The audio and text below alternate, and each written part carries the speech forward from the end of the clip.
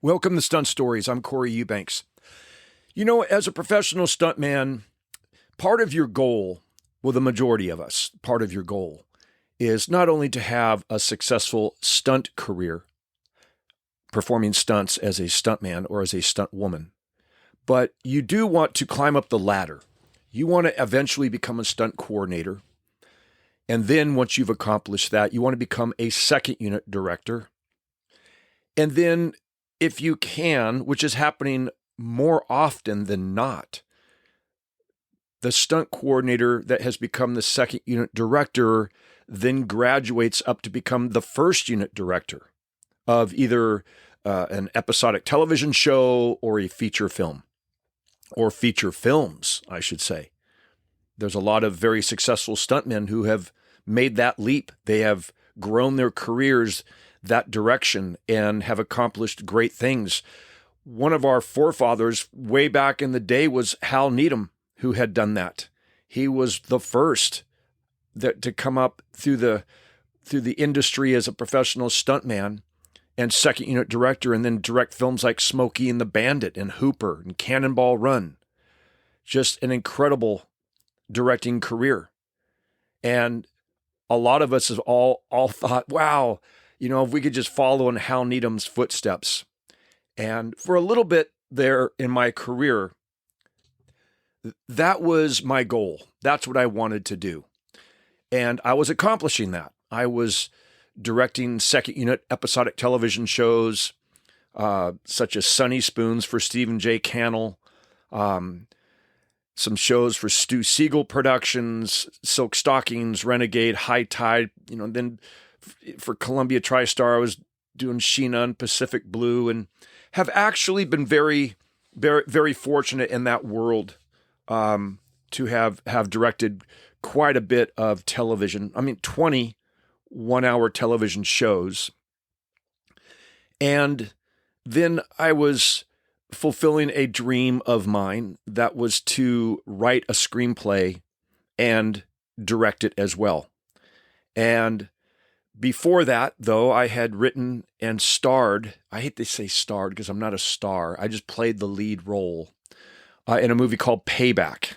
That was in 1989. I wrote that screenplay and played the lead. And then also I wrote another screenplay called Forced to Kill and played the lead opposite Michael Ironside. And really enjoyed that, but wanted to be the storyteller, not the guy on camera that was saying the dialogue and trying to hit his camera mark and trying to find your key light and being focused. The acting for me was so limitless. It was, especially if you're playing a part that somebody else wrote, and I don't know. It was just not for me. It was just something, I tried it. I did it. I've been in, dozens of films and TV shows playing roles, playing, various characters, and have just really not enjoyed being the on-camera actor. I'd rather be the on-camera stunt performer. But I did enjoy a great deal the writing a screenplay and directing. Probably some of the best memories I have come in the film and television industry, have come from writing and directing my own movies, which I can say I've done two. That's not a long list, but it is two. And it's funny how that came about.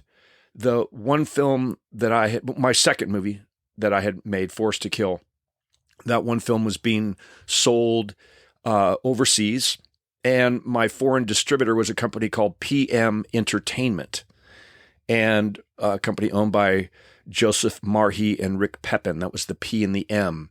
And the other third partner of the company was George Chamy. But they didn't want to have his initial, S for his last name, because then their company would be called PMS. And that might be, taken wrong. So they left it at PM Entertainment. And I was in their offices one day going over the foreign sales of this movie I had made called Forced to Kill. and because I was also the producer of it. I self-financed it. I made a bunch of deferred deals with post-production sound houses like Third Street Sound with a gentleman named Steve Ogden, and even Michael Ironside had deferred his payment. Trusting in me that I would make these foreign sales and be able to pay everybody what their contract, what we had agreed on. And I did, and it worked, but it was time consuming. It took a long time. You just don't go, when you make all these foreign sales, they've got 90 days to pay you, and then that's just your foreign sales. And then you get to the domestic ancillary markets. Back in the day, this was VHS, video cassettes, if you could still remember those things. And then to sell your video, they had a 6-month window before you could then go and sell your pay-per-view. And then once it was on pay-per-view, then there was cable. And each one of these, they each had a 6-month window, and before you then could sell your syndicated television. So it's like 2.5 years before you get all your money in. And that was hard to try to be a movie production company when you only have enough financing to make one movie and then sit there and wait for the money to dribble in a little bit at a time. So I was frustrated, and I would show up at PM Entertainment, and I would go over the foreign sales with George Chimie and see how we were doing and when we were going to collect monies, because I was, very eager to pay the people that I had on deferment and be a man of my word. And I would stay on top of it. And I'd show up there once or twice a week, sometimes, just to look over the sales. And I was in his office, and the movie Free Willy had just come out. And huge box office success, huge movie at the time. And I remember George Chimie looking at the cover of the Hollywood Reporter, I think it was, and he was like, "Oh, we need to make a movie, a children's film, a family movie. We need to do a movie about a small boy and a big animal." Because in Free Willy, it was a story about a small boy and a whale, a big animal. Just kidding around. I said, "Yeah, you ought to do a movie about Bigfoot. He's pretty popular." And he turns around and he looks at me. And this look of excitement, and he goes, "Corey, do you have..." I'm imitating George Chimie, by the way. "Corey, do you have a movie about the Bigfoot?" I said, "Coincidentally, I'm working on a story." Now, that was kind of a lie and kind of not, because the second that he asked me if I had a movie about Bigfoot, or a script, I think he said, "Do you have a script about Bigfoot?" The second he said that, my mind clicked into what story could I come up with. So when I said to him that I was working on it, that was partially true, because from that second forward, I was working on a story about a small boy and Bigfoot. So George, I told him, "Yes, I do." And he got all excited, and he picked up his phone and he called upstairs to the other two owners of the company, to Joseph Marhe and Rick Pepin, and said, you guys come down here right away, right now. Corey's going to tell us a story about a Bigfoot movie that we're going to produce." I'm like, oh my gosh, this is really advancing rapidly here. And I'm thinking, I better come up with a good story. So these other two gentlemen come into the room, and they all three sit down on the couch. And I remember George Chimie turning to his assistant, who had her desk just outside his office door, and he said, "Hold all my calls, you hold them." And he shuts the door and sat down beside Joseph Marhe and Rick Pepin. And they all crossed their legs the exact same way. I'll never forget that. That was like, whoa. And they leaned back on the couch and, "Corey, tell us this story. Tell us the story. And he turns to Rick Pepin and he goes, "This is a Bigfoot movie that we're going to produce." I said, "Well, there's this small boy and this huge animal known as Bigfoot. And I pulled this story out of my butt. Literally. I didn't even know where the direction of the story was going. And I just made up this story, and walked out of there with $1.5 million deal. That's how much they wanted to spend on the movie, and a start date of June 15th. By me just pulling a story out of my butt and pitching it to them, and they bought it. And the reason being is they were going to be finishing another movie, and they wanted to roll that same company, all of their crew members, rather than letting them off and then trying to gather them all up again. They'd go work for other production companies. They wanted to hang on to their film crew that they had and roll them right into another film. So that's why the June 15th date, which gave me 7 weeks before I would start pre-production. 7 weeks to write a screenplay. And, there have been screenplays that have been written in less time. I was a little intimidated about the 7 weeks. I have written a total of 11 screenplays in my lifetime, and 4 of them have been produced into feature films. So not quite a 50% average, but up there. And I left a little intimidated about this whole deal, that I was going to be the writer-director of this movie, but excited. I remember calling my wife and telling her what had just happened. And, she was asking me all these questions like, where are you going to shoot it? And what are you going to do about Bigfoot? He doesn't really exist, and all this stuff. And I hung up the phone and I called Rance Howard, who I met on a movie called Far and Away. And when I was doing my Forced to Kill movie, Ron Howard, who was directing Far and Away, had asked me as a favor if I would use Rance, his father, in my Forced to Kill movie, and if I had a spot for his brother Clint Howard, which I did. I hired them both and did some rewrites on the script and had them both in the movie. And based on that relationship I developed with Rance Howard, we became writing partners and wrote a script together and about the stunt industry, which we never got produced. But I hung up with my wife at the time, and my first wife, hung up the phone with her, and I immediately called Rance Howard and said, Rance, are you sitting down? I got to tell you something. I said, I just walked out of a meeting. I pitched a story about Bigfoot, and I have 7 weeks to write the screenplay. Would you please help me write this script? And he said, Corey, he goes, Ron and Clint and I have been Bigfoot fans all of our lives. You come by the house. So he lived in Toluca Lake at the time. And I don't know if you're aware of Rance Howard and the remarkable career that he's had as an actor. Unbelievable man. Unfortunately, he's no longer with us. Trust me, had you met Rance Howard, you would have been one of your next best friends. He was just such a wonderful, wonderful, intelligent man. Great writer. And I went by his house, came to his house, and on his coffee table, he had a stack of newspaper clippings that was probably 3 inches thick, of all of the newspaper clippings and articles and magazine articles and photos of Bigfoot sightings. That was like their hobby. That was a little hobby that they had, was collecting things about Bigfoot. So he was like a little kid, so excited about helping me write this Bigfoot script and coming up with the story. And at the time, we had this earthquake in Northridge in California.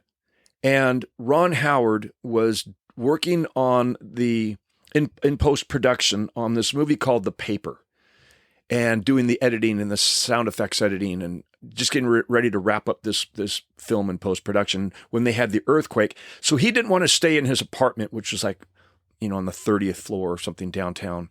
And so he stayed at his mom and dad's house where he grew up. And every morning at 8:30, I would show up, and Jean, Ron's mother, who is also no longer with us, what a sweetheart of a lady she was. You could see her in Apollo 13. She and Rance, they both had parts in Apollo 13. And Gene would fix us breakfast, and we'd sit at this little table, the little dinner table, at the not the dinner table, at the counter, and sometimes at the table. But I remember this one particular part of the story. I'm going to tell you, we were at the counter in the kitchen, and Rance and I were working on this, the story, the structure of the story, and Ron was privy to what it was because every morning we would talk about it, and he was kind of learning as we would advance the story. And I remember one day we had changed it drastically, and Ron looked up. He was eating a bowl of cantaloupe, and he looked up and he says, "Dad, Corey, you guys you changed the whole subplot of the story." And we're like, yeah, we did. Now we're going to go this direction with it. And he goes, "You can do that? You guys can just change the story whenever you want to?" I'm like, "Well, yeah, I mean, I they just asked me to write the screenplay, and we're going to start shooting, June 15th. So, I took the liberty to make the change." And he goes, "You don't have to check with anybody?" I said, "No." And he goes, "Wow, I can't do that." And I go, "Well, Ron, I don't know what little movies you're working on, but this is a Bigfoot movie and I could do what I want." It was funny that I thought, wow, in that corporate world, when you have a company, Imagine Entertainment in a publicly held company, there's certain laws and stuff that really restricts your freedom from doing a low budget movie like I was doing, where they're like, you got the liberty to do whatever you want to do, just bring it in on time and on budget. So that was interesting to me to learn that. But it was a lot of fun to work with Rance and even design what the Bigfoot was going to look like. And we were working with this special effects company in North Hollywood, and really attention to detail of everything, the evolution of man, and where, when our human beings, became, developed out of monkeys, out of apes. If you believe that, a lot of people don't believe that. The evolution of man from we were, originally, apes and grew up into humans. I happen to believe that. And we found that missing link right in it was like, well, you're not really an ape anymore. You're a human, but boy, you kind of look like a big hairy person. So we found that, and we decided that this Bigfoot in our movie was going to be 7 feet tall. And so we were designing this suit to be 7 foot tall, but now I got to find a living, breathing human being to be inside this suit. This Bigfoot suit that cost us $147,000 to make. Now, that might not sound like a lot of money to you, or maybe it does, but when you have $1.5 million budget and $147,000 is being taken out of it to go for a Bigfoot suit, suddenly it means a lot. It's a lot of money. And it was really incredible how they made the eyebrows could move, and the lips could move, and the ears could move. This was all off remote control. So they had these battery packs that they built into the back shoulder blades of this Bigfoot suit. And the head itself was over $40,000. And so we started this casting to find someone. I wanted someone with brown eyes. I didn't want to have blue. I didn't want to have a Bigfoot with blue eyes or with green eyes. I wanted Bigfoot to have brown eyes. And I found this gentleman, and his name was Gary. I think it was Gary Melanson. Gary. And he already was 6 feet 7 inches tall. So at 6'7", we put some lifts on the feet of this costume, this Bigfoot suit, and then on top of his head, they extended the top of the head, so he was exactly 7 foot tall. Well, while I was scouting locations up in Shaver Lake and all of Northern California, trying to find the locations for the script, as we were still writing the screenplay, I would have to fly on location and go check out certain little towns and creeks and lakes and stuff that we were going to film. And while I said, simultaneously still writing the screenplay, it was crazy. And then working with these special effects men on the Bigfoot suit. And they called me one day and they said, Corey, we got a problem. I said, what's that? This gentleman that you've hired to be, inside the Bigfoot suit, he's claustrophobic. And I'm like, well, so what? That doesn't matter. We're going to be outdoors. We're going to be filming out in the wilderness. He's going to be outside. He won't even be in. No. You don't understand, Corey. When we put the Bigfoot head on him and we Velcro the back and we lace it up nice and tight the way it's supposed to fit him, he can't. He starts to freak out after about 1 or 2 minutes. He wants to take it off. He's claustrophobic. I'm like, well, do I need to get rid of him and find someone who's not claustrophobic? And they said, well, you know what? We've already spent over $20,000 on the facial molds and making this head that only fits him. So what we're suggesting is that we make another mask similar that he can take home and wear. And he's going to have to wear it while he's watching TV. And if he can, just go to bed wearing it. He's got to get comfortable wearing this mask. So I called Gary and had that conversation with him. And I said, look, we're going to put you on payroll. We're going to put you on payroll for 3 weeks. You're going to get paid to keep, a log of how much time you're wearing this mask every day. You got to do this for me, or I got to replace you and get someone else. So he agreed. He agreed that he would do it. And I had an assistant on the film that would check in with him every day to see what he was doing, where he was, because he was on payroll. We had a right to do that and find out, are you wearing the mask and how are you feeling? And well, he started getting very comfortable with it. And the next thing you know, we are up in Shaver Lake and we're filming. And I've got this young actor, Zachary Ty Bryan. He used to be in the TV show Home Improvements. He's playing the young boy, and that's going to be rescued by Bigfoot out in the woods when he gets lost. And I've got the actor Matt McCoy from The Hand That Rocks the Cradle. He's playing the park ranger, and who's going to be out there and trying to find this lost boy. And David Rashi was playing the millionaire who wanted to have Bigfoot captured and killed so he could have him stuffed and placed in his museum in Chicago. And so, yeah, it was next thing you know, it was quite surreal that we had just finished the screenplay like the week before. And next thing you know, we're on location up in Shaver Lake and we're filming, and it's like, week number 2 or 3 into production. And I'm like, I can't believe we're making this Bigfoot movie. This is just crazy. And it's so much fun. And we're standing there on set, and I was very proud of Gary because he'd been, wearing this Bigfoot suit, sometimes up to 10 hours during the day. And the puppeteers would crack open the mouth and have these fans that they'd blow air in there to try to keep them nice and cool because it would get very hot inside. And we're standing there, and all of a sudden, Matt McCoy turns and looks at Gary and says, and points right at his head and goes, "Your head's on fire."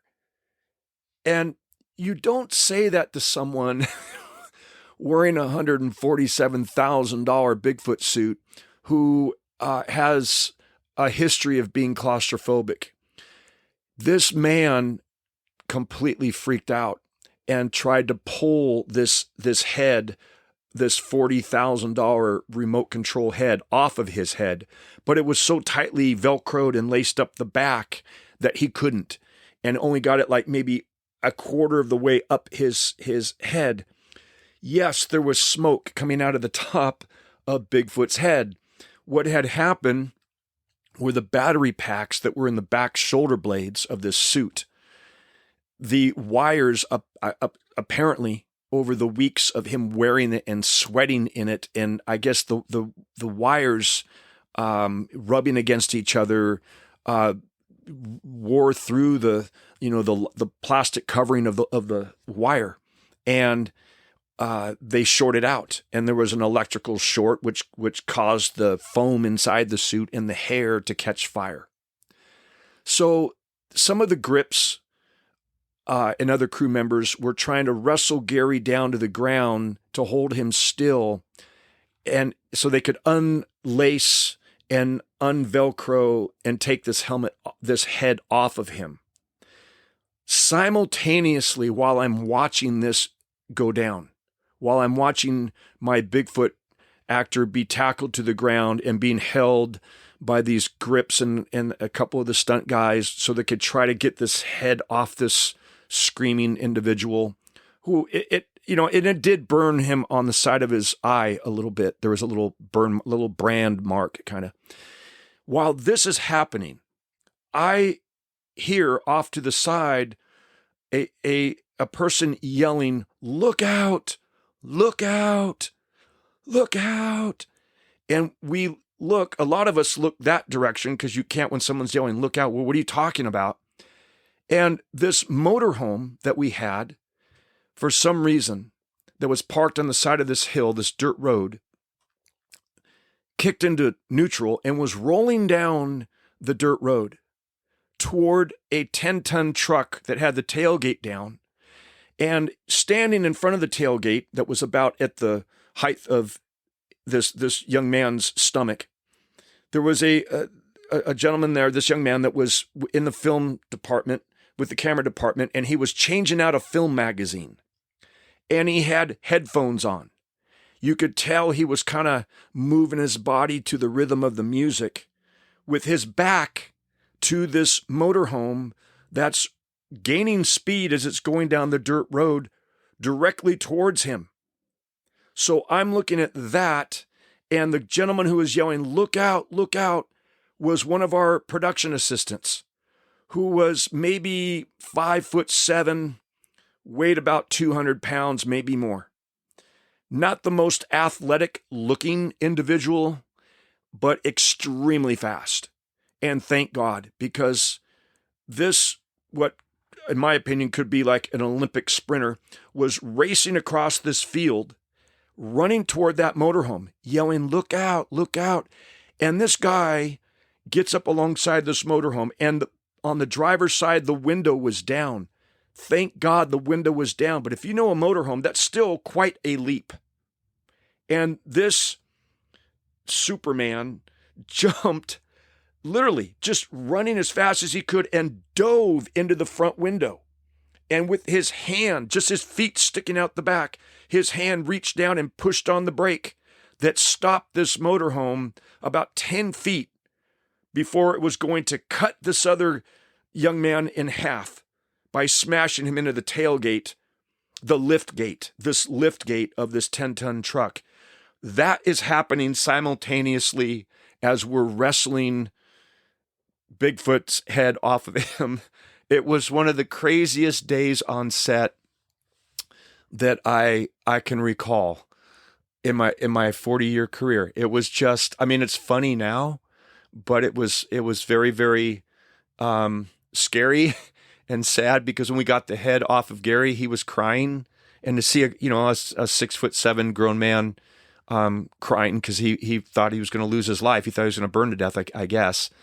It was just unbelievable. It was unbelievable, which that whole tone of the shoot rolled over into the next day when I had a real live bear on set, and bear's name was Bogey, and we had hired this gentleman to work with this bear. And I made it very clear to him that because the bear, what happens is Zachary Ty Bryan gets lost in the woods. They're up camping. He goes for a hike with his buddy, and they get separated, and he gets lost, and he's walking, trying to find his way back to camp, and he steps in a bear trap. And the bear trap, slams onto his leg, and he's yelling and screaming from the pain of it. And Bigfoot hears it and sees him, but Bigfoot is up on a cliff. Well, this bear, which was just around the corner of these big boulders, heard him as well. And the bear comes around the corner and sees this boy laying on the ground in excruciating pain. And the bear is going to charge this kid to eat him, kill him, eat him. And Bigfoot sees it, and Bigfoot's going to jump off this cliff and land right in front of the bear and fight this bear. So that's the scene that we're going to shoot. But the first piece I needed to have this bear come around the corner, see the boy, and just run as fast, just charge and exit camera left. So I explained to the bear handler, the man who owned the bear, that's my shot. That's what I need.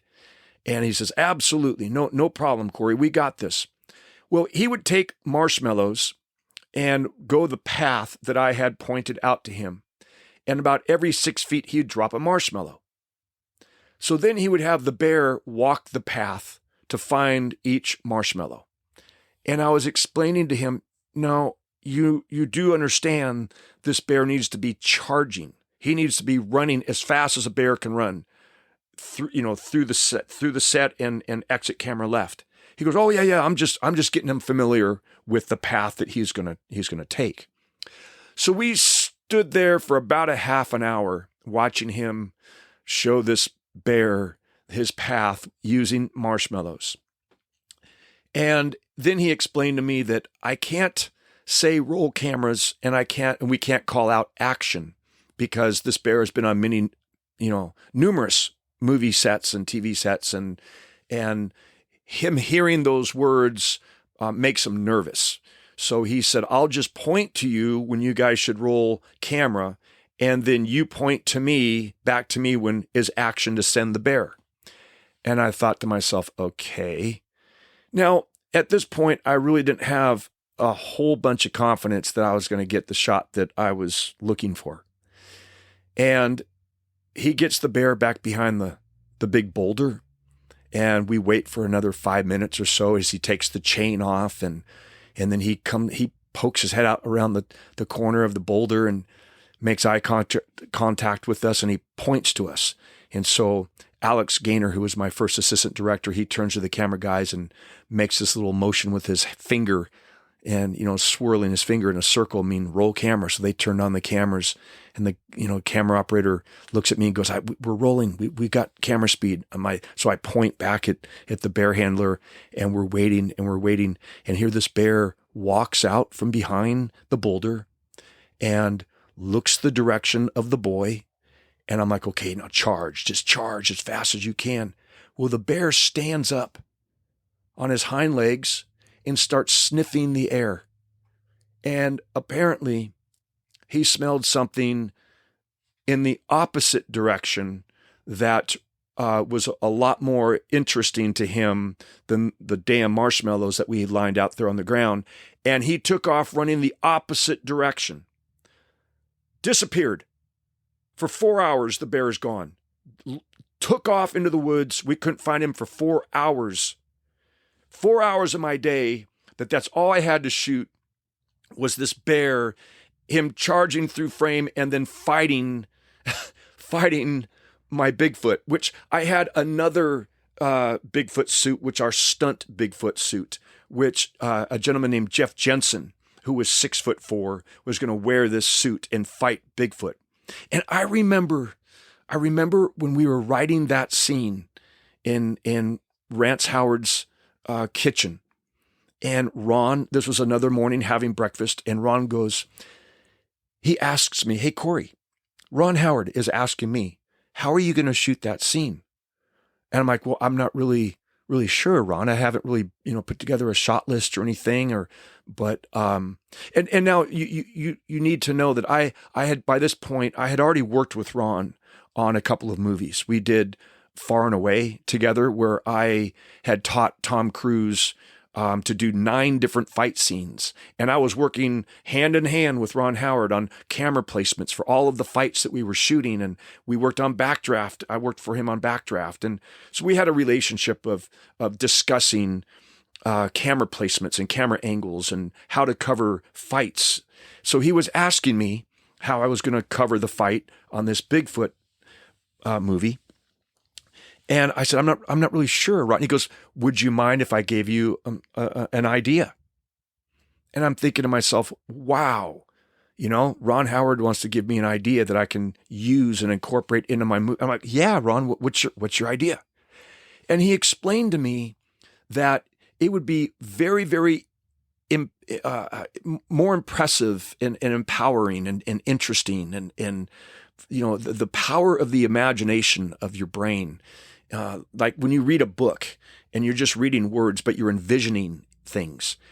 And so his philosophy was, if I had a long lens that was focused on Zachary Ty Bryan, the young boy whose leg was stuck in the bear trap, if my focus was on his face, and in the foreground I had the bear and the Bigfoot more obscured, out of focus, and crossing through lens from right to left and then left to right, and just kind of every once in a while crossing through lens, and we could hear them off camera, the bear and the Bigfoot making the noises that they would be making, the growls and the heavy breathing, and and let the boy's face tell the story of how gruesome or how violent or scary or how horrific this fight is that he's watching.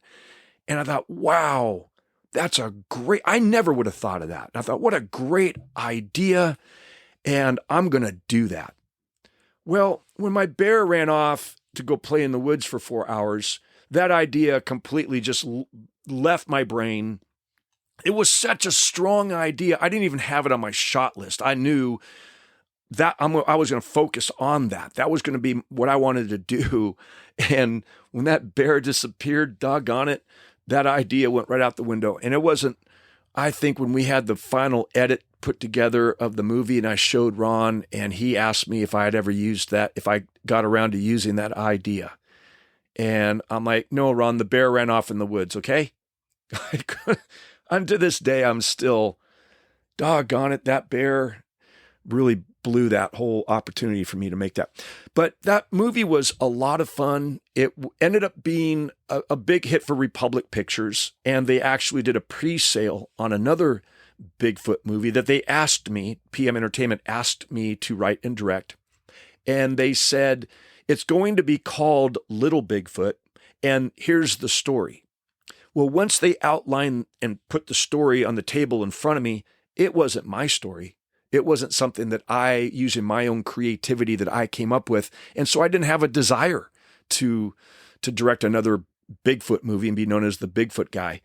And so I politely declined and wrote and directed another movie called Two Bits and Pepper, which was another family-oriented film, a lot of fun, and used an actor, a very funny comedian named Joe Piscopo, who played 2 roles for me in the film, and an actor named Dennis Weaver, who is no longer with us, but was an incredible actor. And I think he was in Steven Spielberg's first movie called Duel. I think that was Steven Spielberg's first film. And this, he was a great actor and a great man to work with. But that Bigfoot movie, they did the sequel, Little Bigfoot, and then they developed an animated TV series, a cartoon called Mighty Bigfoot, based off the characters that I had created. And I was very proud of that, even though financially I didn't benefit from it. It was still something that I was very proud of. Listen, I will share more Bigfoot stories with you on another episode, because there's many more bizarre, crazy stories about that movie, the making of that movie, if you care to hear them. And thanks again for listening to Stunt Stories. I hope you've enjoyed the stories that I've shared with you today. And if you would consider subscribing, that would be fantastic. And if you could help me promote this little Stunt Stories podcast by telling your friends, I would greatly appreciate it. God bless you. Have a great day.